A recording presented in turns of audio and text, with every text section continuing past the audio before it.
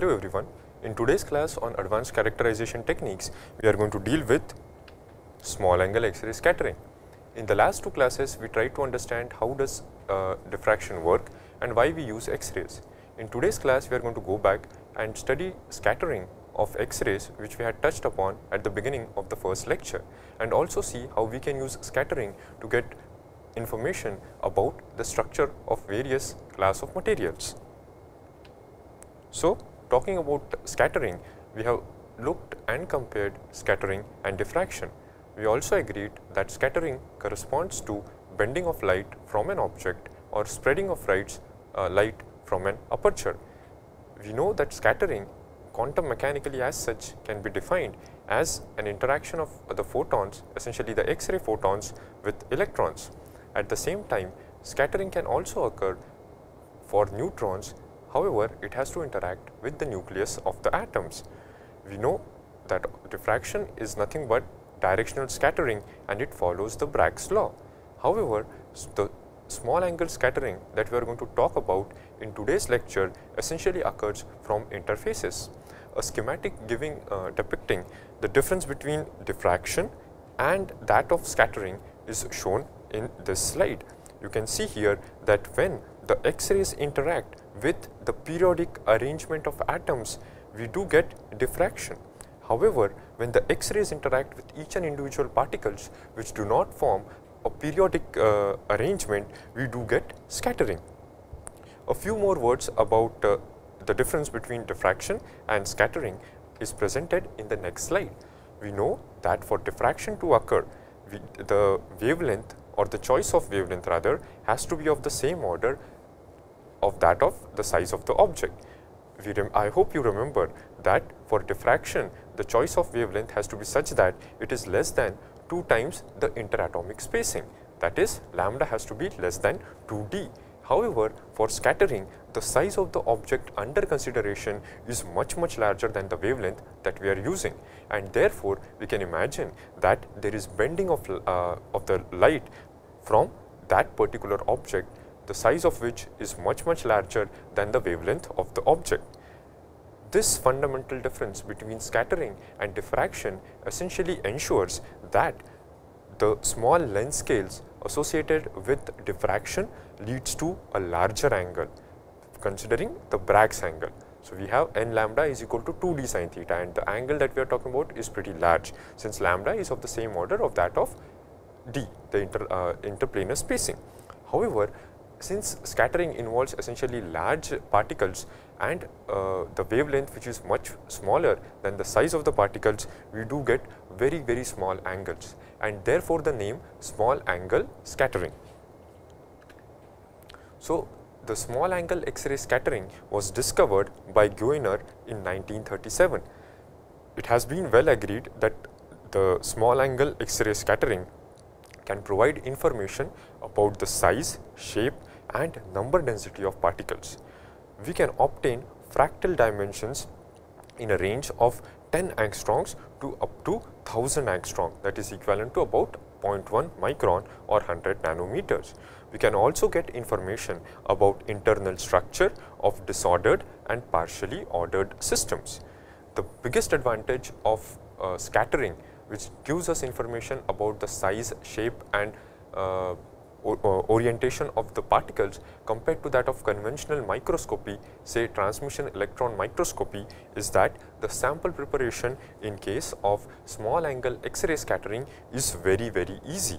At the same time, it offers us a great flexibility in terms of studying powders, paste, dispersion, solids as well as liquids. I would also like to mention that we can also study thin film using small angle X-ray scattering.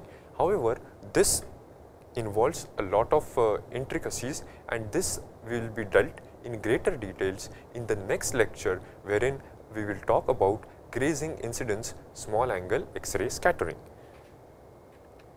So, if we were to compare say scattering and microscopy with respect to the kind of information that we are getting, we end up getting the following points. We know that the finer details involved in the microstructure can be resolved in a much better way using microscopy like TEM, while scattering does not resolve the finer details of the microstructure. People who have done TEM will have this experience that once we see some object with finer details, all you got to do is just increase the magnification and get more details about that particular region or feature. At the same time, the quality of results as obtained from microscopy is not representative. From one micrograph, it is very difficult to draw enough conclusion. However, what information we get from one scattering experiment is representative of the sample. At the same time, the localized structure is available using microscopy. However, the localized structure is not available using scattering techniques. We will go through the details of the scattering technique later, and I hope you will be able to appreciate this difference. But at the outset, it is very important to realize what is the difference in scattering or small angle X-ray scattering in particular and microscopy at the outset. So, another important point that microscopy offers, scattering offers us over microscopy is the average structure. So, this average structure information is obtained in a much better way by scattering compared to that of a conventional microscopy, that is transmission electron microscopy. At the same time, people who have used TEM will tell you that TEM is full of artifacts. Having said that, a careful investigation or a careful eye is needed to get useful information from a TEM micrograph. However, for scattering, no such artifacts are inherent to the system. However, I should mention that most of the studies that deal with scattering tend to use microscopy, that is TEM, for complementing the observations. So, I hope you appreciate that transmission electron microscopy, which gives us information about the size, shape and distribution of phases, as well as the small angle X-ray scattering, which also gives us similar information, can be used to as complementary tools to decipher the microstructure of the material under consideration. So, dealt with this in the first lecture, that how scattering occurs from an electron. We know that atoms, which essentially consist of a nucleus and an ensemble of electrons, will also scatter X-rays, and this scattering is non-directional, and this generally corresponds to the background. However, if we have particles, small particles, very small particles which comprise of atoms, this leads to what is known as excess scattering. Now, one can understand that this excess scattering is formed or is contributed due to the size, shape and the density of the particle, and that is true only when the size of the particle is not very large compared to that of the wavelength, but is between, say, something like 100 nanometer for a wavelength of about 1 angstrom. We know that at very small angles, X-rays are not only going to get scattered, they are also going to get absorbed. So, there is an interplay, or there are two competing phenomena which are occurring at when the X-rays interact with matter. So, one is the absorption and the other one is the scattering. Obviously, since we are interested more in scattering, we want that the absorption should be minimum. Now, how do we minimize the absorption? The absorption of X-rays by a material is dependent on the density and the mass absorption coefficient, as well as it is characteristic of the wavelength. Depending on that, we have just noted down here that for copper K alpha, the optimum thickness for different materials has been noted over here. So, we see for quartz glass it is 127 micron, for iron it is 4.22 micron, for tungsten it is 3.08 micron. So, if the sample is thicker than this, most of the X-rays are going to get absorbed, while the scattering signal is going to be very weak. Therefore, you can imagine that as the atomic number of the material increases, we need thinner and thinner samples to obtain better signal from scattering. So, let us talk more about scattering. We know that we had touched upon this in the last lecture, but let us revise it again, and we know that there is what is known as Compton scattering. So, we have a X-ray photon which interacts with an electron, and we do get another X-ray photon which has different frequency, rather a lower frequency and therefore a lower energy than the incident X-ray photon. Therefore, this entire process is incoherent, that is, the energy is not conserved, and this corresponds to inelastic scattering. However, there is also what is known as Rayleigh or Thomson scattering, which essentially is elastic and coherent. In this case, the wavelength and frequency of the incident photon remains the same after interacting with the electron. If this phenomena of interaction of the photon with the electron maintaining its frequency occurs in visible spectrum, it is known as the Rayleigh scattering. However, for X-rays, it is known as for X-rays and neutrons, it is known as Thomson scattering. So, as such, if the electron is loosely bound, the scattering is incoherent. However, if the electrons are strongly bound, whenever the photon collides with the electron, there is no energy transfer. Instead, the electron starts to oscillate with the same frequency as that of the incident X-ray photon. Now, this synchronous oscillation of all waves from the neighboring electrons and atoms leads to interference of waves, and this is essentially the signature of the particle structure. So, just imagine how we start building up from an electron to an atom, which is nothing but an ensemble of electrons, to a particle which is nothing but an ensemble of atoms. So, the coherent oscillation of the electrons within a particle leads to scattering of the X-rays, and this scattering signal is signature of the structure of the particle. So, we can imagine that the efficiency of scattering is proportional to the number of electrons illuminated per volume.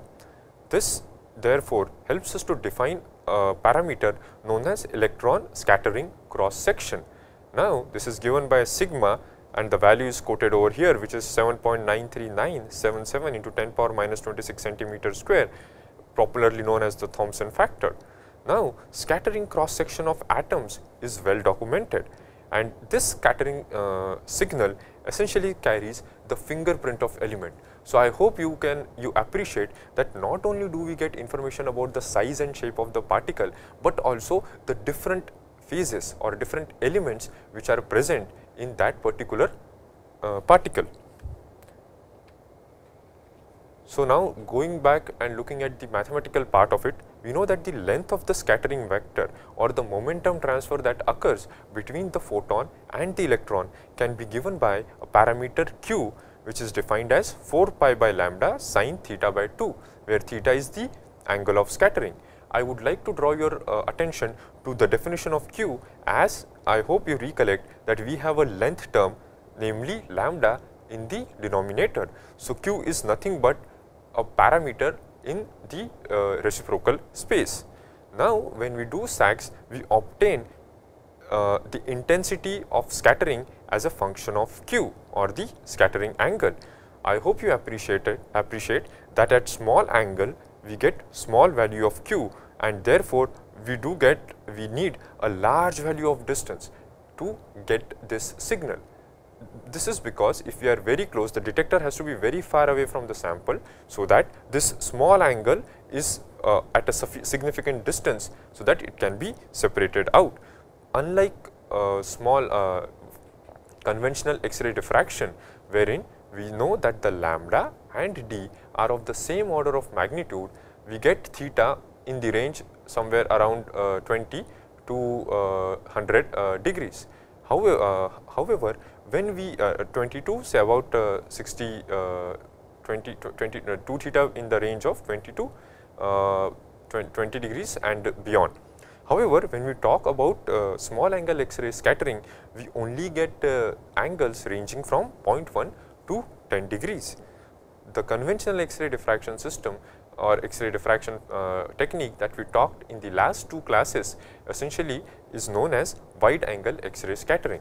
I hope you appreciate that now if we are able to simultaneously use small angle X-ray scattering, which gives us information about the structure of the particles and can use wide angle X-ray scattering to get information about diffraction, we can get a lot of information about the structure of the material. And of late there have been a lot of efforts to combine these two techniques to carry out simultaneous small angle X-ray scattering and wide angle X-ray scattering to completely characterize the material under consideration. So, as we were moving, let us consider a particle and the X-rays getting scattered from the particle.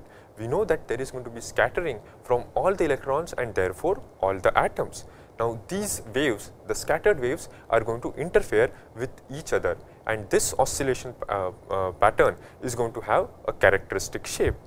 Here again I have shown you the variation of intensity as a function of q, which is nothing but the reciprocal vector. So, here we get such oscillations. Therefore, we see that the X-ray signal also shows similar oscillation which are characteristic of. So, talking about form factor, I hope you all appreciate that scattering occurs from a particle which comprises of atoms and the atoms comprising of various electrons. So, scattering from all electrons, atoms as well as the particle essentially leads to interference of the scattered waves, which leads to the oscillatory pattern which is shown over here. And this oscillatory pattern which is obtained by plotting the intensity of the scattered wave versus the q parameter is a characteristic of the shape of the particle under consideration. So, if you look at scattering for dilute particles, we get the scattering signal as shown in the earlier case if we are considering very dilute solutions. However, there are cases wherein the particles get agglomerated and there is a bit of, or rather there is presence of long range ordering. In that case, we get diffraction in the densely packed particles. This leads to manifestation of orientation and order in the pattern that is obtained after scattering. So, the ratio of peak positions in reciprocal space can give us an idea about the morphology of the particles. Therefore, if we have cubic morphology, we do get the following the ratio of peak positions in the reciprocal space: 1 square root 2 square root 3 2 and so on. If we have lamellar morphology, we get peak position ratio 1:2:3:4, while for hexagonal we have it in the ratio of 1 square root 3:2 and so on. Therefore, this essentially tells us about the shape of the particle. However, when we look at the scattering signal that we get from such a morphology, we do see that if there is random dispersion of particles, we do get something very similar to what we would expect in a TM diffractogram or TM diffraction pattern. We do see that all the intensities are present, so we get a nice ring pattern. However, when we go and see that there is partial orientation, like in the case of fibers or sheared liquids, we get discontinuous rings like we get for highly oriented or what are known as textured materials in a transmission electron microscope. Similarly, when we go for a single crystal, we do see that there is complete ordering or rather complete ordering of the diffraction or the scattering pattern, and we do get a pattern which is very similar to that of the diffraction pattern obtained from a single orientation in a transmission electron microscope.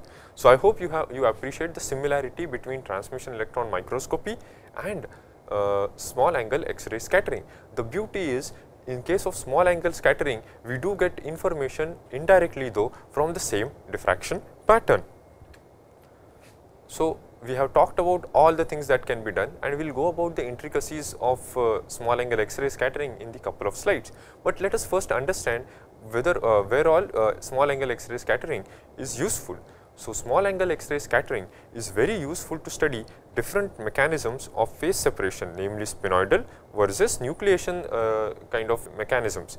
At the same time, we can study long range periodic order, voiding, random and spatial correlations, internal surface area, orientation, deformation and molecular configuration. We can also study the effect of fatigue on the nucleation and growth of defects.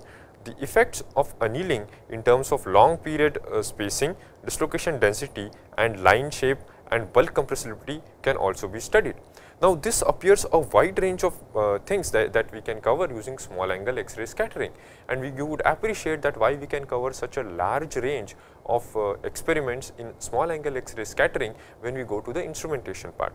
However, I have not mentioned the tremendous use of small angle X-ray scattering in the field of biology and for deciphering the structure of proteins, which essentially works at the interface between materials and materials engineering and biology. I am not going to touch upon those facts, and in fact will focus only on material science related applications, but it is to be kept in mind that small angle X-ray scattering has revolutionized the field of biology, and the biological small angle X-ray scattering is gaining importance day by day.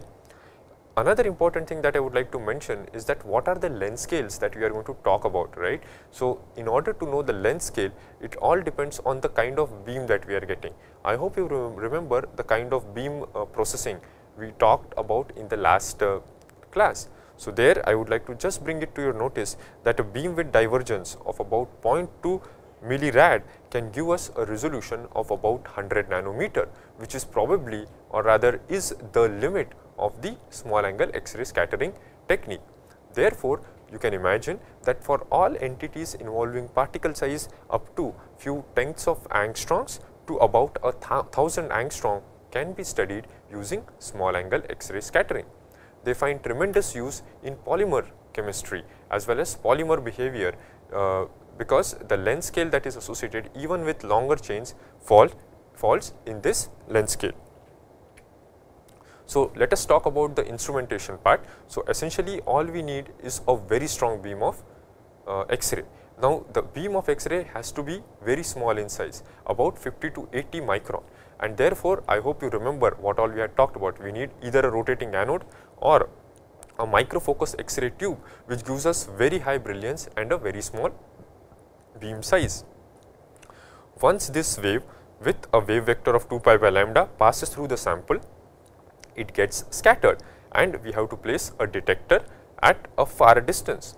The far distance is at a very large distance. The large distance, I hope you remember, is required because the angle associated with it is very small. So, in order to see an appreciable difference and to distinguish between the incident and the diffracted beam, we have to keep the detector at a much larger angle.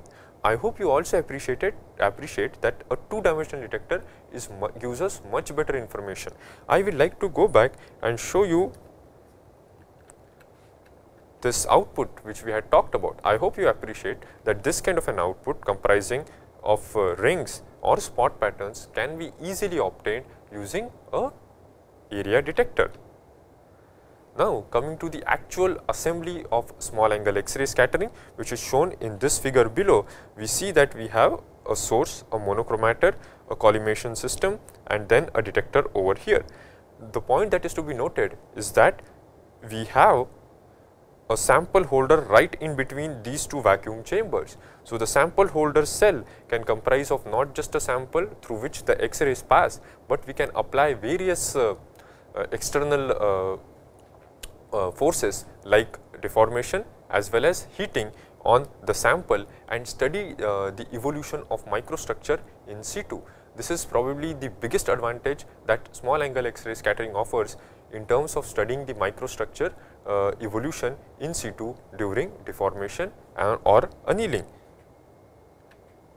So, I hope you appreciate that we need a highly collimated beam which can be obtained using slits and mirrors, and this high intensity source consists of rotating anode or synchrotron.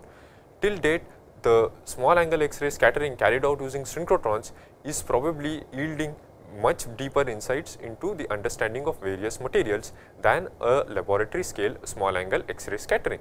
However, a laboratory scale small angle X-ray scattering can provide us sufficient information so that we can take the important samples to a synchrotron facility.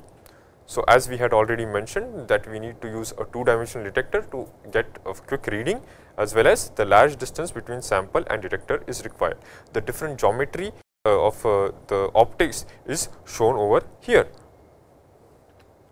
So, now let us talk about some little bit of physics that is associated during scattering. So, we know that a scattered wave, the amplitude of the scattered wave is given by f of q is equal to the triple integral over the small volume, and rho r is nothing but the electronic density distribution and e power minus iqr, right, where q is your scattering vector.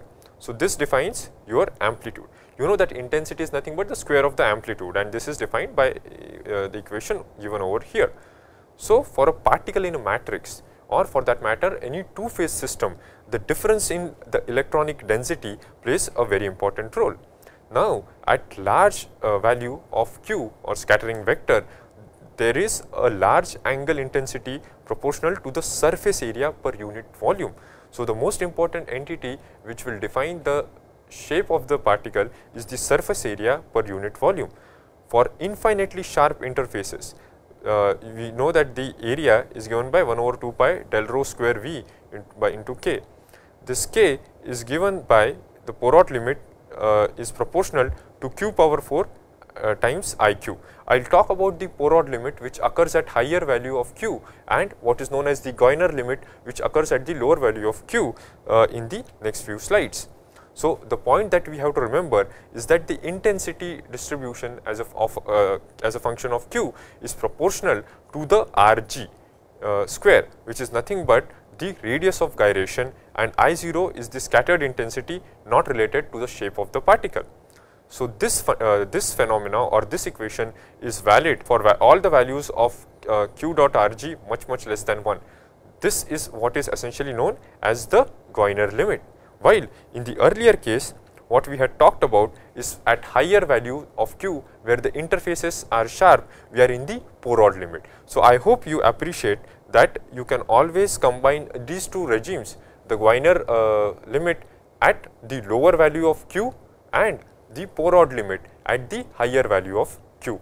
So, this Goyner and Poirot limit is essentially gives us the or defines the scattering occurring from a particular particle. So, we can get the combined intensity, the combined scattering intensity by superimposition of these two equations, and therefore, it can be defined as the combined intensity is nothing but g exponential q square Rg square by 3 which comes from the Goyner one, and plus b error function qRg square root 6 3 power p by q, which essentially is the contribution from the Poirot limit.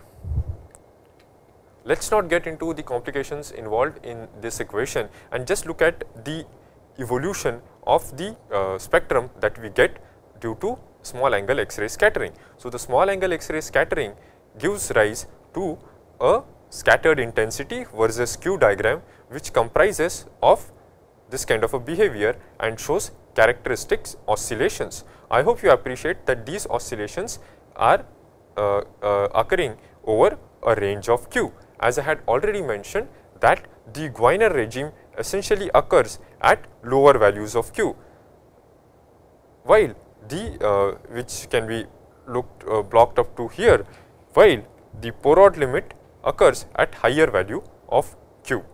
So, the output of Sachs obtained in terms of intensity variation as a function of Q. Another question that may arise to us is that we had an area detector. In case of an area detector, we do see different sectors, right. So, how do we get this kind of a curve from an area detector? This is one point that I had not touched upon in the last class. So, let us touch upon it in today's class. So, we had seen this is applicable for any area detector. We know that we do get diffraction rings, or for that matter in this case scattering rings. In order to get information, what we have to do is, so I will talk, this is a bit of digression, but I am going to talk about diffraction which I missed out in the last class. So, you have 2 theta versus say something like chi. So, if you want the integrated 2 theta intensity, all we do is we just integrate it over a range of chi, right, or this will give us the integrated intensity. Now, if I want the integrated intensity of the entire pattern, all I need to do is just integrate the entire region, okay. And once I do this, if I integrate, all I end up getting is this is 2 theta versus I. Now, each point here is at particular 2 theta is essentially the integration of all the points covered over here, and you will end up getting this kind of a curve. Similarly, I hope I will now go and show you the kind of pattern that we had seen in small angle X-ray scattering, which comprised of concentric circles, right. If you remember those colored graphs, so we had these concentric circles. So, once you integrate them, okay, I hope you appreciate what we end up getting is this is Q and this is I, right, because Q is also a function of theta, right, Q is proportional to theta, right. So, this is what we get by integrating. So, this is the curve that we had talked about in the earlier class. Okay. So, now coming back to this, what I would like to say that there is, if at all, each oscillation that I have shown in this curve over here, let us come back to the presentation, we see that each oscillation that we are getting over here corresponds, or the each oscillation in the stress strain in the I versus Q curve essentially corresponds to the size of the particle. So, the first one, which corresponds to the largest size, is actually the scattering which is occurring because of the from the particle, the large particle. As we had covered earlier also, the Q that we are looking at, okay, is in the reciprocal space. So, actually the particle size or the size is increasing as we move from right to left, right, because Q is in 1 over lambda, fine. So, the first oscillation actually corresponds to the size of the particle. Okay. Now, if there is an increase in the size, this will lead to higher oscillation, right. So, the number of oscillations will increase. So, if the particle size is increasing, there will be more oscillations, because you just think that if the particle size is increasing, the probability of oscillation or scattering occurring is going to improve, and therefore, with the increase in size, I hope you understand that this part with increase in size is going to move towards the left, right, because your length, this is the what you have plotted, Q is in reciprocal space. So, this has to move, the oscillation part, the first oscillation minima has to move to the left. At the same time, the number of oscillations have to increase if the particle size is increasing. Similarly, if there is a wide distribution in the size of particles, we are going to get lesser and lesser oscillations for the same reason as we discussed earlier. So, again going back and talking about Gwiner regime, we saw that Gwiner regime is valid for Q Rg is much lesser than 1, and for the maximum limit is Q max into Rg is less than equal to 1. So, this can be well studied by plotting ln of the intensity versus the Q square, and this fits a straight line, and the slope that we get is essentially given by minus Rg square by 3. And you know that Rg, which is nothing but the radius of gyration, can be actually related to the radius of the particle by this particular equation, where radius of the particle is square root of 5 by 3 times Rg. So, this can essentially ensure that the size of the particle, that what is the size of the particle. Similarly, the Porrod regime essentially occurs for higher value of Q. Generally, we realize that it occurs for Q greater than 1, and IQ, the intensity, is proportional to 1 over Q power 4 for smooth particles. So, we know that the particle is smooth, and we also know what is the size of the particle. If the slope is not 4 or not minus 4, we know that the particles are rough and they may have fractal characteristic. So, having said that, see how we essentially decipher the complete information about the size using this information, the Gwiner regime, this particular formula, the shape using the Porrod regime, and size, shape, and what about orientation? Well, we just have to go back, and if you recollect, the ratio of these peaks, which I have touched upon over here, the ratio of the peak positions in the reciprocal space, if they are in a particular ratio, then we are going to get the shape also. Okay, so, you get complete information, the size, the shape, whether it is smooth or not, whether it is fractal, as well as the orientation, whether it is oriented in a cubic way or a lamellar way or a hexagonal way. So, all this information, see, remember, this is not obtained in a direct way, but in an indirect way, all this information is embedded in the small angle X-ray scattering pattern that you obtain. Okay. So, but having said that, all this is much easier for me to say and you to nod your heads, but doing this after once you get the raw data, correcting it and drawing valuable information from it takes a lot of time, and therefore, the way we do it is using a lot of analysis. In the last lecture on X-ray diffraction also, I just ended up giving you an idea about all the hardware part of it, but the actual data analysis, there can be an entire class on just how to do data analysis on X-ray diffraction itself. Having said that, I will just give you a glimpse of X-ray data analysis for small angle X-ray scattering, wherein we start with a small simple educated guess as into what is the size or the structure of the material under consideration. Calculate the scattering function. So, see, this is like having a library. So, if I have spherical particles, what is the kind of scattering function that I am expecting? You can do that. Now, compare your simulation with experiments. I tell not only that I have particles, but what phases I am having, you tell that. You get the simulated part and compare it with your experiments, and then again go back and refine it. You do this time and again, go back and forth till you get a good match between your experimental and simulated results. Now, before I go ahead and present a particular case study, what I would like to show you is the various application, the various processes for which you can use small angle X-ray scattering. I would like to mention that this course on advanced characterization techniques is not for you to go and do something on a day-to-day basis, but provided you face a problem and see something interesting, you should know which characterization technique you should use to solve your problem. Therefore, I will give you the application where all you can use small angle X-ray scattering to solve your problem. So, if you are working on metals and alloys, you can and studying spinoidal decomposition, nucleation, GP zones, miscibility, dislocations, dilation, voiding, you can use small angle X-ray scattering for studying all these. If you are working on glass and ceramics, you can use for studying phase separation, heterogeneities, long period as well as annealing in crystalline polymers can be studied. A lot of things regarding polymers can be done using small angle X-ray scattering, which correspond to microphase separation, dilatation, voiding, tracing, densification, annealing as well as configuration.